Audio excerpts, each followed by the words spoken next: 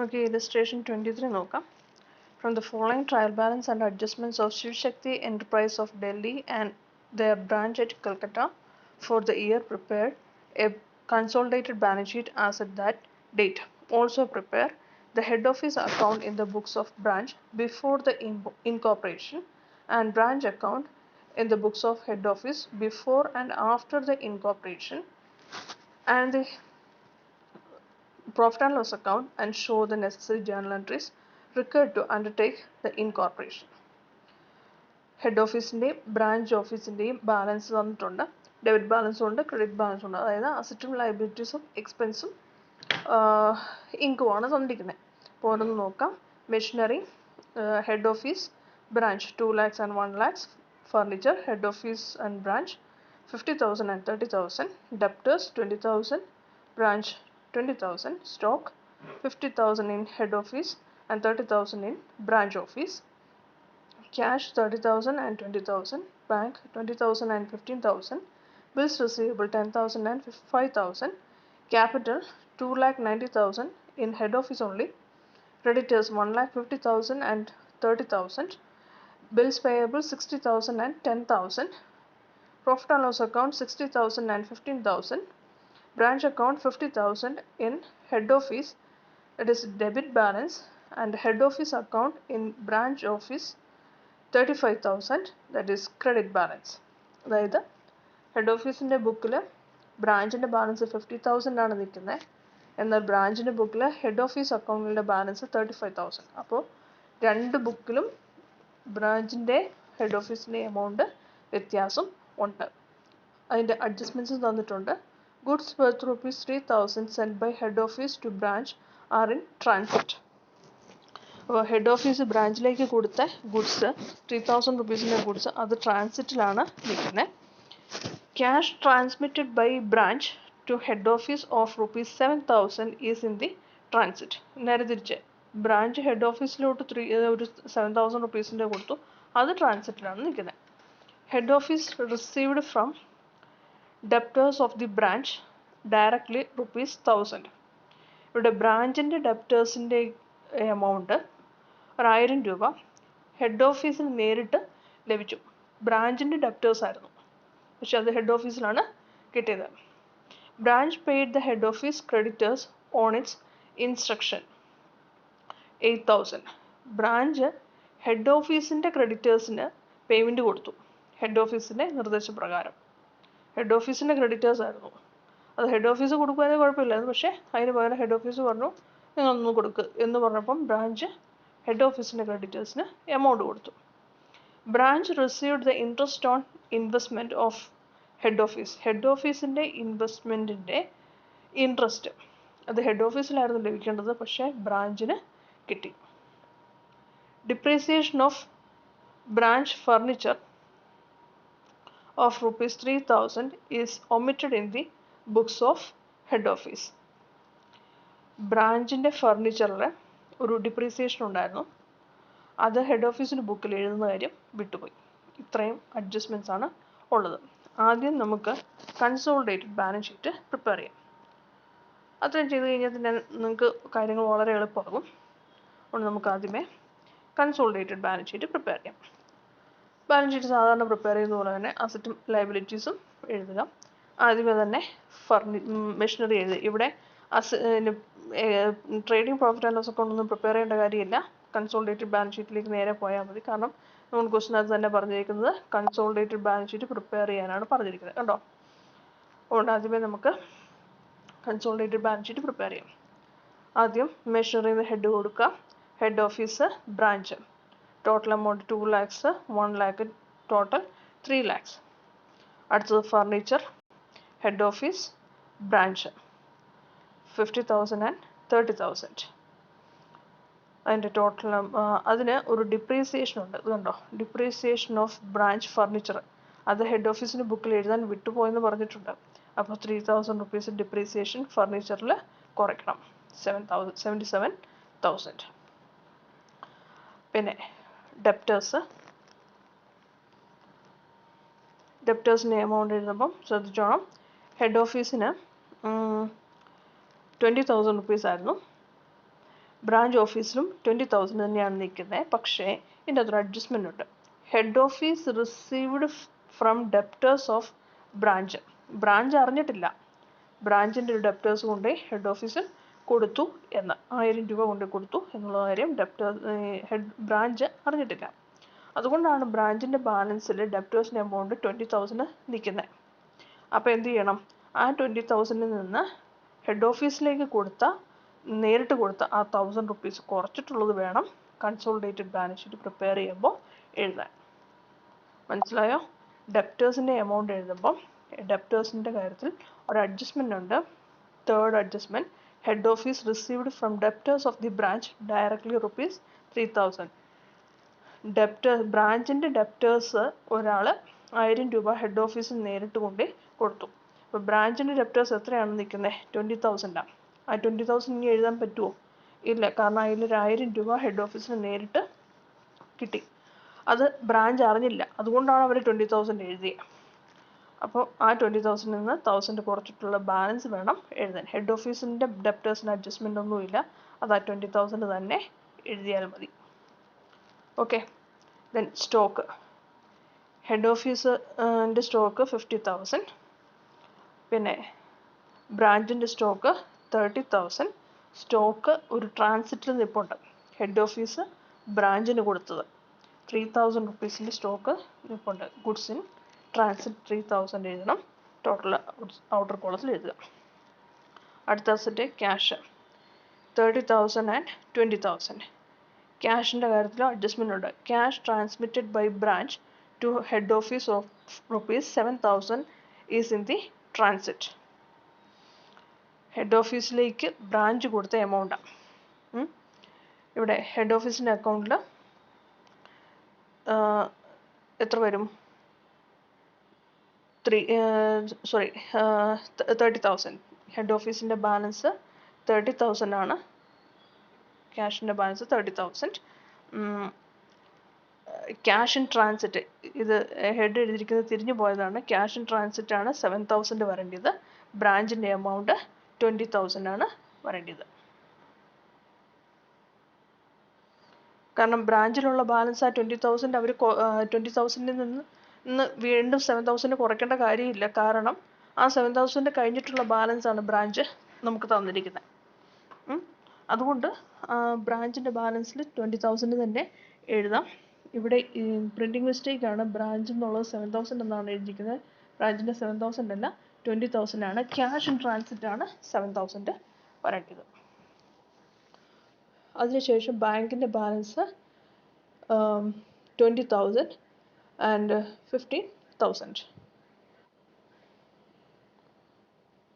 ബാങ്കിൻ്റെ balance head ഓഫീസിൻ്റെ 20,000, branch 15,000.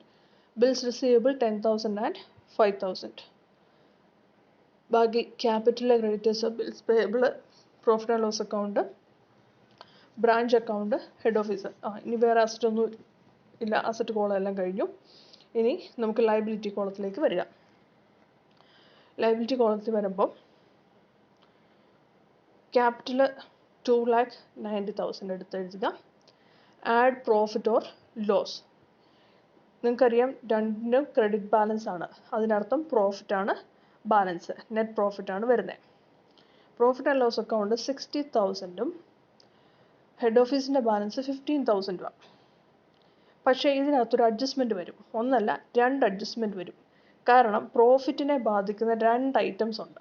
ഒന്ന് ഇൻട്രസ്റ്റ് ഓൺ ഇൻവെസ്റ്റ്മെൻറ്റും അതുപോലെ തന്നെ ഡിപ്രീസിയേഷനും. മറ്റൊന്നും പ്രോഫിറ്റിനെ അഫക്റ്റ് ചെയ്യുന്ന കാര്യങ്ങളല്ല. കാരണം ക്രെഡിറ്റേഴ്സിൽ നിന്ന് കിട്ടിയതും ക്രെഡിറ്റേഴ്സിന് പേയ്മെൻറ്റ് കൊടുത്തതും ഡെപ്റ്റേഴ്സിന് നിന്ന് കിട്ടിയതും അതുപോലെ ക്യാഷ് ഇൻ ട്രാൻസിറ്റും ഗുഡ്സ് ഇൻ ട്രാൻസിറ്റും ഇതൊന്നും പ്രോഫിറ്റ് ആൻഡ് ലോസ് അക്കൗണ്ടിനെ ബാധിക്കുന്ന ഇഷ്യൂ അല്ല. പക്ഷെ പ്രോഫിറ്റിനെ ബാധിക്കുന്ന 2 കാര്യങ്ങളുണ്ട്.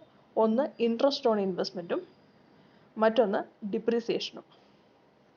ഇതിൻ്റെ രണ്ടിൻ്റെയും അഡ്ജസ്റ്റ്മെൻറ്റ് ചെയ്തിട്ടുള്ള പ്രോഫിറ്റ് വേണം നമ്മളിവിടെ ആഡ് ചെയ്യാൻ. ആ പ്രോഫിറ്റ് എങ്ങനെയാണ് കാൽക്കുലേറ്റ് ചെയ്യുന്നതെന്ന് കാണിക്കാം. അത് നമ്മൾ വർക്കിംഗ് നോട്ടിലേക്ക് വരുമ്പോഴത്തേനും നമുക്ക് ചെയ്യാം. ബാക്കി നോക്കാം. ക്രെഡിറ്റേഴ്സിൻ്റെ ഹെഡ് ഓഫീസിൻ്റെ ബാലൻസ് 1,50,000 ആയിരുന്നു നമുക്ക് തന്നിരുന്നത്. ബ്രാഞ്ചിൻ്റെ ബാലൻസ് 30,000. പക്ഷേ ഈ 1,50,000 ബ്രാഞ്ച് പേയ്മെൻറ്റ് കൊടുത്തത് എത്രയുണ്ട്?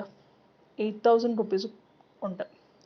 ബ്രാഞ്ച് കൊടുത്തോ ഇല്ലയോ എന്നുള്ളത് ഹെഡ് ഓഫീസ് അവർ ബുക്കിൽ എഴുതിയിട്ടില്ല. അപ്പോൾ എന്ത് ചെയ്യണം? ഹെഡ് ഓഫീസിൻ്റെ ക്രെഡിറ്റേഴ്സിൽ നിന്ന് ആ 8,000 കുറച്ചിട്ടുള്ളത് വേണം എഴുതാൻ. ഓക്കെ, അപ്പോൾ 1,50,000 8,000 പോയി ബാക്കി 1,42,000 വേണം ഹെഡ് ഓഫീസിൻ്റെ ക്രെഡിറ്റേഴ്സായിട്ട് എഴുതാൻ. ബ്രാഞ്ചിൻ്റെ ബാലൻസ് വ്യത്യാസമൊന്നുമില്ല, 30,000 തന്നെയാണ് എഴുതേണ്ടത്. Then bills payable 60,000 and 10,000 head ഓഫീസിൻ്റെയും ബ്രാഞ്ചിൻ്റെയും ബാലൻസ്. ഇത്ര എഴുതി കഴിഞ്ഞാൽ കൺസോളിഡേറ്റഡ് ബാലൻസ് ഷീറ്റ് ടാലി ആകും. അത് ടോട്ടൽ ചെയ്യുക, ടാലി ചെയ്യുക. ഇതിൻ്റെ അതിന് പ്രോഫിറ്റിൻ്റെ എമൗണ്ട് കാൽക്കുലേറ്റ് ചെയ്യുന്ന കാര്യത്തിലേക്ക് വരാം. നമുക്ക് വർക്കിംഗ് നോട്ടിലേക്ക് പോകാം.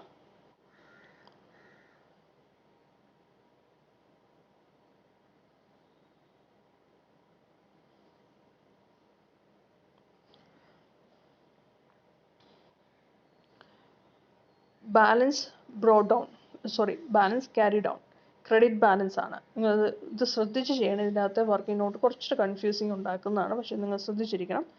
Profit and loss account in the books of head office after final incorporation എന്നാണ് പറഞ്ഞിരിക്കുന്നത്. നമുക്ക് പ്രോഫിറ്റ് ആദ്യം കണ്ടുപിടിക്കാം.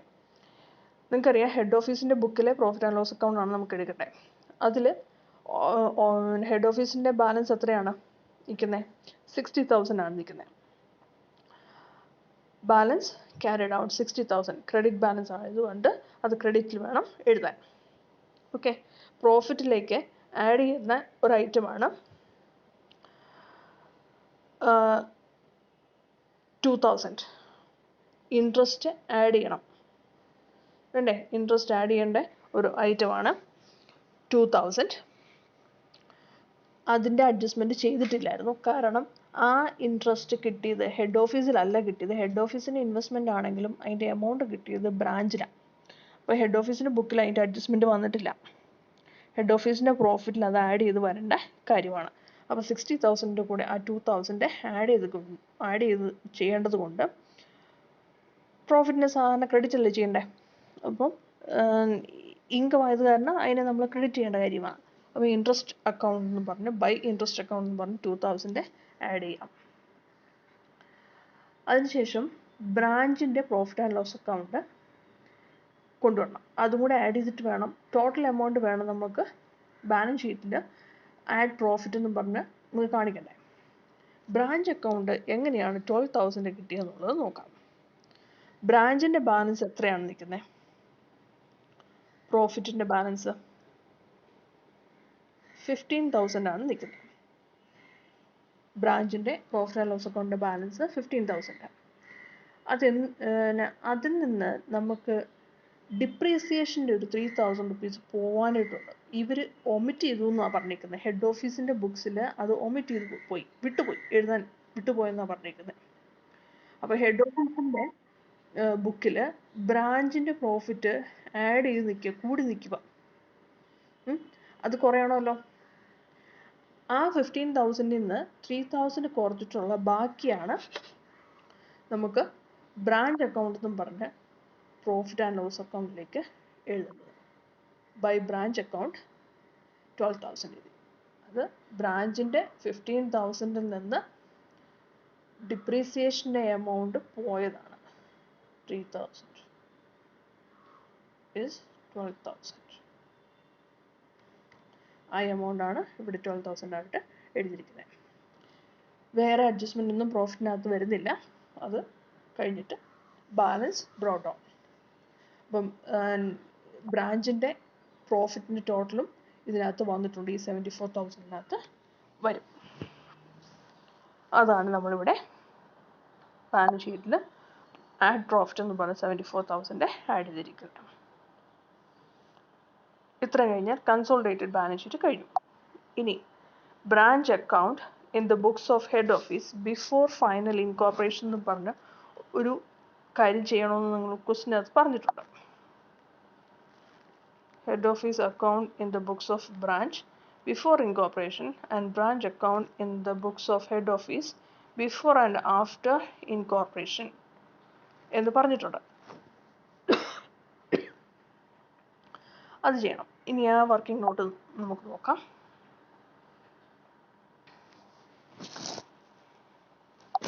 ആദ്യം branch account in the books of head office before incorporation. ഇൻകോർപ്പറേഷന് മുമ്പായിട്ട് ഹെഡ് ഓഫീസിൻ്റെ ബുക്കിൽ ബ്രാഞ്ച് അക്കൗണ്ട് എങ്ങനെയാണെന്നുള്ളത് നോക്കാം. ആദ്യമേ ഹെഡ് ഓഫീസിൻ്റെ ബുക്കിൽ ബ്രാഞ്ചിൻ്റെ ബാലൻസ് നിൽക്കുന്നത് 50,000. To balance brought on, debit balance ആണ് നിൽക്കുന്നത്, അതെഴുതി. ഈ ക്വസ്റ്റിനകത്ത് ഇൻകോർപ്പറേഷന് മുമ്പുള്ള കാര്യങ്ങൾ ചെയ്യാനായിട്ടാണ് പറഞ്ഞേക്കുന്നത്. അപ്പോൾ ആദ്യമേ ബ്രാഞ്ചിൽ നടന്ന കാര്യങ്ങൾ ഇതിനകത്ത് ചെയ്യണം. കാരണം ബ്രാഞ്ചിൽ നടന്ന കാര്യങ്ങളൊന്നും തന്നെ ഹെഡ് ഓഫീസിൻ്റെ ബുക്കിൽ വന്നിട്ടില്ല. അപ്പോൾ ബ്രാഞ്ചിൽ ചെയ്ത കാര്യങ്ങൾ എന്തൊക്കെയാണെന്നുള്ളത് നോക്കാം. നിങ്ങളുടെ അഡ്ജസ്റ്റ്മെൻറ്റ്സ് ഒക്കെ എടുക്കുക.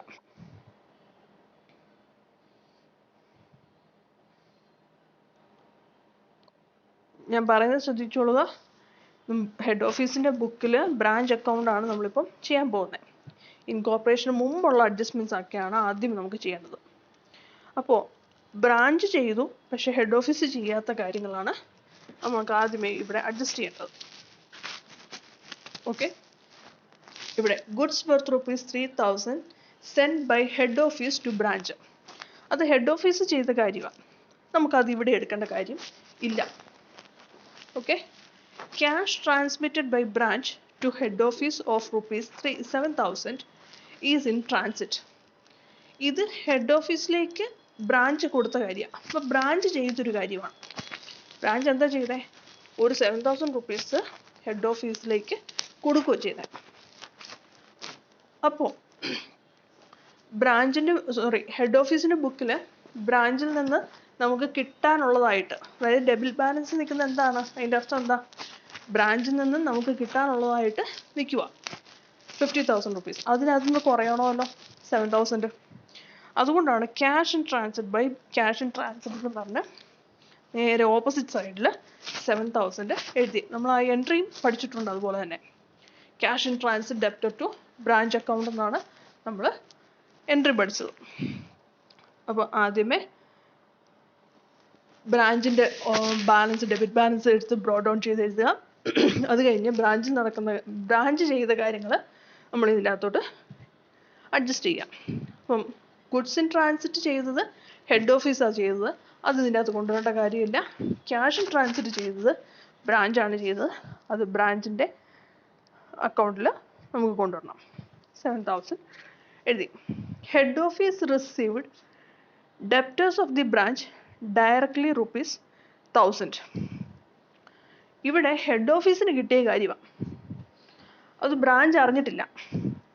അതും നമുക്കിവിടെ എടുക്കേണ്ട കാര്യം ഇല്ല.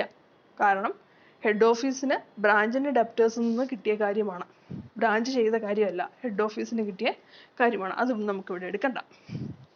Branch paid the head office creditors on its instructions ₹8,000. Head ഓഫീസിൻ്റെ ക്രെഡിറ്റേഴ്സിൻ്റെ പേയ്മെൻറ്റ് കൊടുത്തത് ആരാ?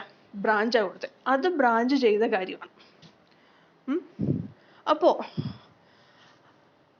ബ്രാഞ്ചിൽ നിന്ന് നമുക്ക് കിട്ടാനുള്ള എമൗണ്ടിൽ നിന്ന് അത് കുറയുമല്ലേ ചെയ്യുന്നത്? ആണല്ലോ. ബ്രാഞ്ചിൽ നിന്ന് നമുക്ക് ഹെഡ് ഓഫീസിലേക്ക് കിട്ടാനുള്ള എമൗണ്ടിൽ നിന്ന് അത്രയും കൂടെ കുറയും അല്ലേ? അപ്പോൾ അതിനെയും നമുക്ക് ക്യാഷ് ഇൻ ട്രാൻസിറ്റ് പോലെ തന്നെ എടുക്കുക. ക്രെഡിറ്റേഴ്സ് അക്കൗണ്ട് എന്ന് പറഞ്ഞ് എടുക്കുക. 8,000 അവിടെ കൊടുത്തു. ഇനി branch received the interest on investment of head office of ₹2,000. ഇവിടെയും ബ്രാഞ്ചിന് കിട്ടിയ കാര്യമാണ്, ബ്രാഞ്ച് ചെയ്ത കാര്യം, അത് നമുക്ക് എടുക്കണം. അവിടെ ബ്രാഞ്ചിന് കിട്ടിയ കാര്യമാണ്. അപ്പം ഇൻട്രസ്റ്റ് ഓൺ ഇൻവെസ്റ്റ്മെൻറ്റ് ബ്രാഞ്ചിന് ആണ് കിട്ടിയത്, അത് ഹെഡ് ഓഫീസിലേക്ക് കൊടുക്കാനുള്ളതാണ്. അപ്പോൾ ബ്രാഞ്ചിൽ നിന്ന് കിട്ടാനുള്ള എമൗണ്ടിനകത്ത് അത് കൂടണമല്ലോ. അതുകൊണ്ടാണ് അതിനെ നമ്മൾ ബ്രാഞ്ചിൽ നിന്ന് കിട്ടാനുള്ള എമൗണ്ടിൻ്റെ കൂടെ കൂട്ടിക്കാണിക്കുന്നത്, ഡെബിറ്റ് ചെയ്തേക്കുന്നത്. ടു ഇൻട്രസ്റ്റ് അക്കൗണ്ട് എന്ന് പറഞ്ഞ് 2,000 എഴുതി.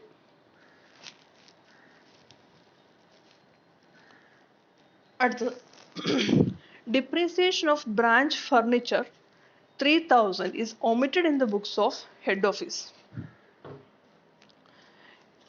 ഡിപ്രീസിയേഷൻ അത് ബ്രാഞ്ചിൻ്റെ ബുക്കിലാണ് അത് അഡ്ജസ്റ്റ് ചെയ്യുന്നത് അല്ലേ, ഹെഡ് ഓഫീസിലല്ലല്ലോ. ഹെഡ് ഓഫീസിൽ അസറ്റിൻ്റെ അക്കൗണ്ടൊക്കെ മെയിൻറ്റെയിൻ ചെയ്യുന്നതേ ഉള്ളൂ, പക്ഷേ ഡിപ്രീസിയേഷൻ്റെ എക്സ്പെൻസ് എഴുതുന്നത് ബ്രാഞ്ചിൽ തന്നെയാണ്. അതും ബ്രാഞ്ച് ചെയ്യേണ്ട ഒരു കാര്യമാണ്. ബ്രാഞ്ചിൽ നിന്ന് എമൗണ്ട് കിട്ടാനുള്ളതിൻ്റെ അകത്ത് ആഡ് ചെയ്ത് വരേണ്ട കാര്യമാണ്, എക്സ്പെൻസ് അത്. അതുകൊണ്ട് ബ്രാഞ്ച് ഫർണിച്ചർ അക്കൗണ്ട് എന്ന് പറഞ്ഞ് ആ എമൗണ്ട് ഡെബിറ്റ് ചെയ്യാം. അത്രയും ചെയ്ത് കഴിഞ്ഞ് ബാലൻസ് ബ്രോട്ട് ഡൗൺ എഴുതുക 40,000. ഇതാണ് ഹെഡ് ഓഫീസിൻ്റെ ബുക്കിൽ branch account before incorporation. Okay, ഇപ്പം നിങ്ങൾ നോക്കുക, ഈ ബാലൻസ് ആണോ ബ്രാഞ്ചിൻ്റെ ബുക്കിൽ ഹെഡ് ഓഫീസിൻ്റെ ബാലൻസ് ആയിട്ട് നിൽക്കുക? അല്ല, 35,000 ആണ് വന്നിരിക്കുന്നത്. കണ്ടോ, 35,000 ആണ് നിൽക്കുന്നത്. പിന്നെയും അഡ്ജസ്റ്റ്മെൻറ്റ്സ് ഉണ്ട്. അപ്പം നമ്മളിപ്പോൾ എന്താ ചെയ്തേ? ബിഫോർ ഇൻകോർപ്പറേഷൻ മാത്രമേ ചെയ്തിട്ടുള്ളൂ. ഇനിയും ചെയ്യാനായിട്ടുണ്ട്, അഡ്ജസ്റ്റ്മെൻറ്റ്സ് ഉണ്ട് ചെയ്യാനായിട്ട്. അത് ചെയ്ത് കഴിയുമ്പോഴത്തേനെ ആ 35,000 എത്തുള്ളൂ.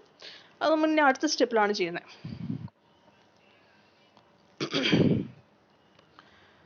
അടുത്തത് ആഫ്റ്റർ ഫൈനൽ ഇൻകോർപ്പറേഷൻ ആണ്. കണ്ടോ, branch account in the books of head office after final incorporation. Final ഇൻകോർപ്പറേഷന് ശേഷം ഉള്ള ബ്രാഞ്ച് അക്കൗണ്ട് നോക്കാം. നമുക്കിത് ബാലൻസ് ബ്രോട്ട് ഡൗൺ ചെയ്ത് 40,000 എഴുതി. ബ്രാഞ്ച് അക്കൗണ്ടിൻ്റെ ബാലൻസ് നിലവിൽ ഇപ്പം നിൽക്കുന്നത് 40,000 ആണ്. ആ 40,000 തന്നെ ബ്രോട്ട് ഡൗൺ ചെയ്ത് എഴുതുക. പിന്നെ നമ്മൾ സാധാരണ ചെയ്യുന്നത് എന്തൊക്കെയാണ്? അസറ്റിൻ്റെ ടോട്ടൽ നമ്മൾ ക്രെഡിറ്റ് ചെയ്യും, ലയബിലിറ്റീസിൻ്റെ ടോട്ടൽ നമ്മൾ ഡെബിറ്റ് ചെയ്യും. അത് ഓർക്കുന്നില്ലേ? ഓരോ അസറ്റും നമ്മൾ സ്പ്ലിറ്റ് ചെയ്ത് എഴുതുന്നേ ബ്രാഞ്ച് അക്കൗണ്ടിൽ. നമ്മൾ trial balance trading and profit and loss അക്കൗണ്ടിലെ എൻട്രീസ് കഴിഞ്ഞിട്ട് നമ്മൾ അസറ്റും ലയബിലിറ്റീസും ഇതുപോലെ തന്നെ ബ്രാഞ്ച് അക്കൗണ്ടിലേക്ക് എഴുതുമല്ലോ, എങ്കിലല്ലേ ഇൻകോർപ്പറേഷൻ കംപ്ലീറ്റ് ആവുള്ളൂ.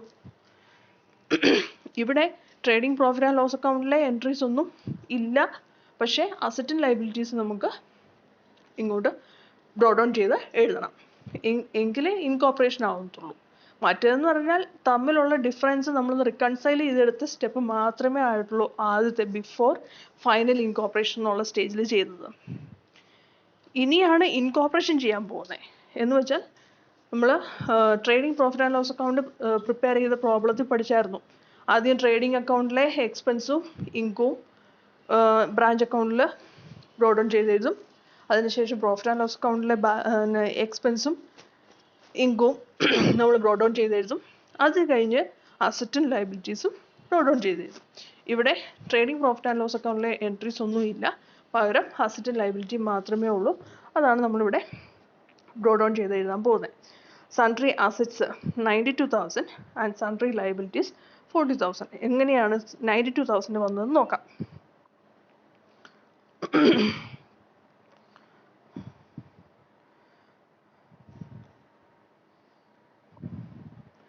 ഡെപ്റ്റേഴ്സിൻ്റെ അത് ഒരു 19,000 ഉണ്ട്. ബ്രാഞ്ചിൻ്റെ എമൗണ്ട് 19,000 ഉണ്ട് അസറ്റ്. ദെൻ സ്റ്റോക്ക് ബ്രാഞ്ചിൻ്റെ ബാലൻസ് ഉണ്ട്. ഗുഡ്സ് ഇൻ ട്രാൻസിറ്റ് ഒരു 3,000 ഉണ്ട്. കാരണം ബ്രാഞ്ചിൽ വരേണ്ട ഒരു സ്റ്റോക്കാണ്, ബ്രാഞ്ചിൽ കൂടേണ്ട എമൗണ്ടാണ്. 30,000 അല്ല 33,000 വരേണ്ടതാണ് ഗുഡ്സ്. അവിടെ കിട്ടാത്തത് കൊണ്ടാണ്, അത് ട്രാൻസിറ്റ് നിൽക്കുന്ന സംഭവം ആയതുകൊണ്ടാണ് ബ്രാഞ്ചിൻ്റെ ബാലൻസിൽ 30,000 മാത്രം നിൽക്കുന്നത്. അപ്പോൾ അതും വരേണ്ടതാണ്. അതുപോലെ തന്നെ ക്യാഷ് 20,000 ക്യാഷ് ഇൻ ട്രാൻസിറ്റ് അല്ല, ഞാൻ പറഞ്ഞിരുന്നു ബ്രാഞ്ച് അങ്ങോട്ടും ഇങ്ങോട്ടും ഹെഡ് മാറിപ്പോയതാണ്. ബ്രാഞ്ചിൻ്റെ ബാലൻസ് 20,000 ആണ്. ദെൻ ബാങ്കിൻ്റെ ബാലൻസ് 15,000, ബിൽസ് റിസീവബിൾ 5,000. ഇത്രയും അസറ്റ് ആഡ് ചെയ്തതാണ് ഈ 92,000 വന്നിരിക്കുന്നത്. ദെൻ സൺട്രി ലയബിലിറ്റീസ് ഉണ്ട്. ലയബിലിറ്റീസ് നമ്മൾ ഇങ്ങോട്ട് ബ്രോട്ട് ഡൗൺ ചെയ്ത് എഴുതണമല്ലോ. എന്തൊക്കെയാണ് ലയബിലിറ്റീസ്? ക്രെഡിറ്റേഴ്സിൻ്റെ amount 30,000 and bills payable 10,000, total 40,000. പിന്നെ പ്രോഫിറ്റ് ആൻഡ് ലോസ് അക്കൗണ്ട്. ഞാൻ മുമ്പേ പറഞ്ഞൊരു trading and profit and loss അക്കൗണ്ടിൻ്റെ എൻട്രീസ് നമ്മൾ ബ്രോഡ് ഡൗൺ ചെയ്ത് എഴുതേണ്ടതാണ്. പക്ഷേ നമുക്ക് അവിടെ ഈ ക്വസ്റ്റിനകത്ത് ആ എൻട്രീസ് ഒന്നും ഇല്ലാത്തത് കാരണം നമ്മൾ അതിൻ്റെ നെറ്റ് പ്രോഫിറ്റ് ആണ് ബ്രോഡ് ഡൗൺ ചെയ്ത് എഴുതുന്നത്. നമുക്ക് മുമ്പേ കിട്ടിയായിരുന്നു നെറ്റ് പ്രോഫിറ്റ് എത്രയാണ് ബ്രാഞ്ചിൻ്റെ എന്നുള്ളത്. 15,000 ആണ് അവരുടെ profit and loss account balance നിൽക്കുന്നത്. അതിനകത്ത് നിന്ന് എഴുതാൻ വിട്ടുപോയ ഡിപ്രീസിയേഷൻ കുറച്ച് കഴിഞ്ഞപ്പോൾ ബാലൻസ് 12,000. ഇത്ര എഴുതി കഴിയുമ്പം ബ്രാഞ്ച് അക്കൗണ്ട് ടാലിയാകും. ഓക്കെ, ഇത്രയാണ് ഹെഡ് ഓഫീസിൻ്റെ ബുക്കിൽ ബ്രാഞ്ച് അക്കൗണ്ടിൻ്റെ ബാലൻസ്. നമ്മൾ പ്രോഫിറ്റ് ആൻഡ് ലോസ് അക്കൗണ്ടിൻ്റെ കാര്യം ഞാൻ പറഞ്ഞിരുന്നു. Head office account in the books of branch before final incorporation.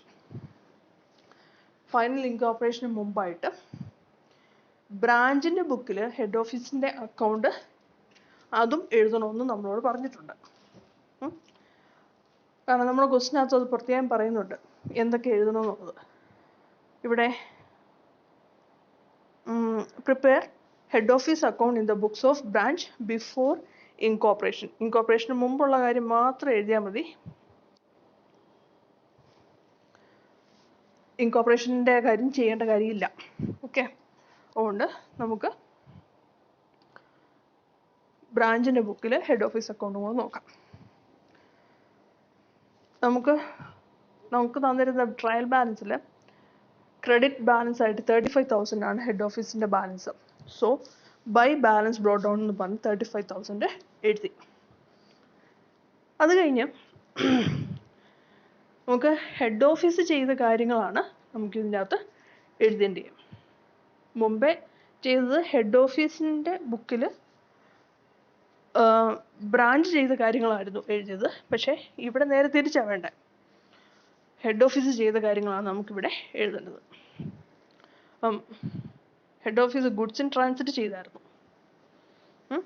Head ഓഫീസിൻ്റെ ബാലൻസ് കൂട്ടുന്നതാണ്. അപ്പോൾ കാരണം ഹെഡ് ഓഫീസിൽ നിന്ന് ഗുഡ്സ് ഇങ്ങോട്ട് ട്രാൻസ്ഫർ ചെയ്തു, ഹെഡ് ഓഫീസിൻ്റെ ബാലൻസ് അന്നേരം കൂടണം. നമുക്കത് കിട്ടാത്തത് കാരണം നമ്മളത് എമൗണ്ട് കുറച്ചാണ് എഴുതിയിരിക്കുന്നത്. എമൗണ്ട് കൂടേണ്ടത് കൊണ്ട് അതിനെ നമ്മൾ ക്രെഡിറ്റ് ചെയ്യുന്ന ഗുഡ്സ് ഇൻ ട്രാൻസിറ്റ് 3,000 എഴുതി. അതുപോലെ തന്നെ ഹെഡ് ഓഫീസിൽ ഒരു ഡിപ്രീസിയേഷൻ ഉണ്ടായിരുന്നു, അത് എഴുതാൻ വിട്ടുപോയി. അതും ആഡ് ചെയ്യേണ്ട ഒരു കാര്യമാണ്. ആ പ്രോഫിറ്റ് ആൻഡ് ലോസ് അക്കൗണ്ട് എന്ന് പറഞ്ഞാണ് 3,000 എന്ന് എഴുതിയിരിക്കുന്നത്. അത് ഡിപ്രീസിയേഷനാണ് എമൗണ്ട്. പിന്നെ ബ്രാഞ്ചിൻ്റെ ഒരു ഡെപ്റ്റേഴ്സിൻ്റെ എമൗണ്ട് ആരാ വാങ്ങിയത്? ഹെഡ് ഓഫീസാണ് വാങ്ങിയത്. അത് ഹെഡ് ഓഫീസിലേക്ക് കൊടുക്കേണ്ട എമൗണ്ടിൽ നിന്ന് കുറയേണ്ട ഒരു ഐറ്റം. അതുകൊണ്ടാണ് അതിന് നമ്മൾ ഡെബിറ്റ് ചെയ്തത് ടു ഡെപ്റ്റേഴ്സ് അക്കൗണ്ട് എന്ന് പറഞ്ഞ് 1,000 എഴുതി. അതിനുശേഷം ബാലൻസ് ചെയ്ത് നോക്കുമ്പോൾ 40,000 കിട്ടി. അതേ 40,000 തന്നെയാണ് നമുക്ക് ഹെഡ് ഓഫീസിൻ്റെ ബുക്കിൽ ബ്രാഞ്ച് അക്കൗണ്ട് പ്രിപ്പയർ ചെയ്തപ്പോൾ നമുക്ക് കിട്ടി.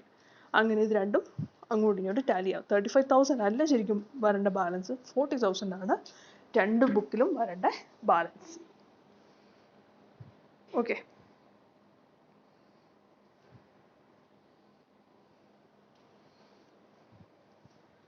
ഇനി ജേർണൽ എൻട്രീസും കൂടെ നോക്കാം.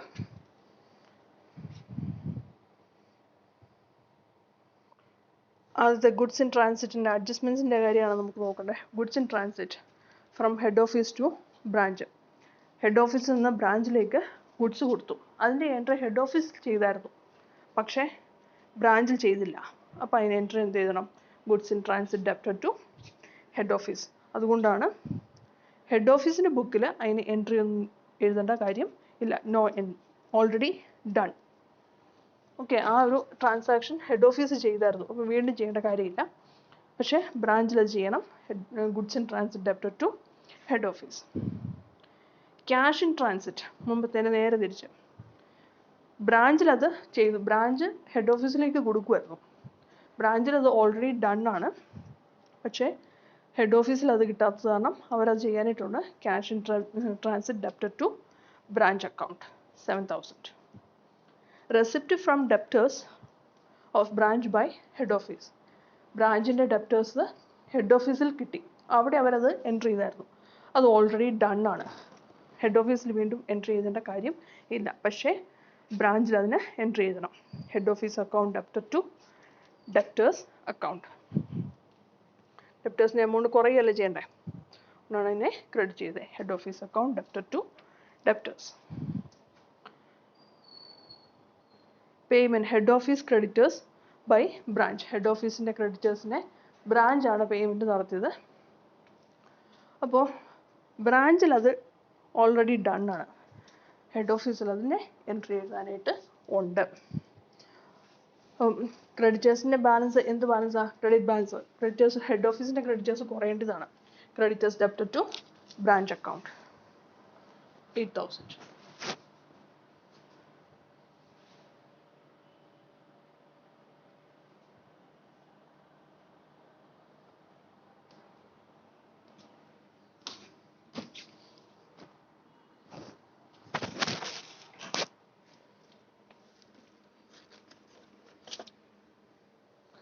അടുത്തത് branch received interest on head office investment. ബ്രാഞ്ചിലാണത് കിട്ടിയത്. ബ്രാഞ്ചിൽ അതിൻ്റെ എൻട്രി എല്ലാം ഇട്ടു. ഓക്കെ, ബ്രാഞ്ചിൽ അതിൻ്റെ എൻട്രി എല്ലാം ഇട്ട സ്ഥിതിക്ക് ബ്രാഞ്ചിൽ വീണ്ടും എൻട്രി ഇടേണ്ട കാര്യമില്ല, ഓൾറെഡി ഡൺ ആണ്. ഹെഡ് ഓഫീസിൽ branch debtor to interest income ആയത് കാരണം അത് നമുക്ക് ക്രെഡിറ്റ് ചെയ്യണം. Depreciation on branch furniture omitted. ബ്രാഞ്ചിൻ്റെ ഫർണിച്ചറിൽ അതിനുള്ള ഡിപ്രീസിയേഷൻ വിട്ടുപോയി എഴുതാൻ. രണ്ടിടത്തും എഴുതണം. ബ്രാഞ്ച് അക്കൗണ്ടിൽ ഹെഡ് ഓഫീസിൻ്റെ അക്കൗണ്ടിൽ branch account debtor to branch ഫർണിച്ചറിൻ്റെ എമൗണ്ട് കുറയുവാണ് ചെയ്യുന്നത്. Branch account debtor to branch furniture. പക്ഷേ ബ്രാഞ്ചിൻ്റെ ബുക്കിൽ profit and loss account debtor to head office account.